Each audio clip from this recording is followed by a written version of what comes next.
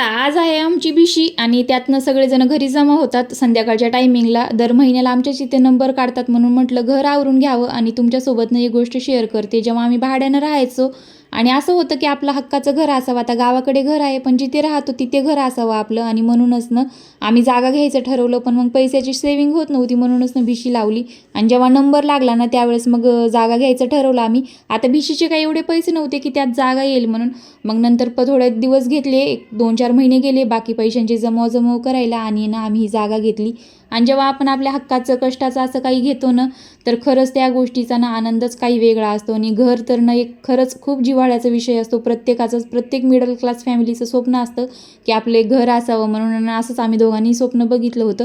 आणि आम्ही रेंटनं राहायचो आणि आता आमच्याकडे ना 3 फॅमिली रेंटनं असतात. आता इथे काही मी शो ऑफ करत नाही, फक्त हे सांगते की कष्ट प्रामाणिक असतील, आपले विचार चांगले असतील ना तर खरंच आपले स्वप्न खूप लवकर पूर्ण होतात आणि हा अनुभव आम्ही घेतला आहे.